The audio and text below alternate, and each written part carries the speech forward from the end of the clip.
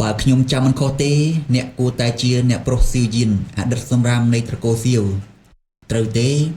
ខ្ញុំធ្លាប់ឃើញរូបរបស់អ្នកសុនរងចាំបងនឹងទៅជួបអូនមិនថាអំណាចនៅពីក្រោយអូនគួរឲ្យខ្លាចនឹងធំប៉ុណ្ណាទេ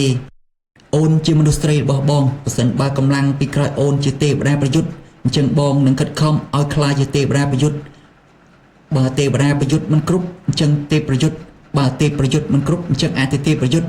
ការសម្រេចបានដល់ពងខ្ពស់របស់បុព្វបុរសក្នុងអតីតកាលបងស៊ឺយិននឹងសម្រេចឲ្យបាន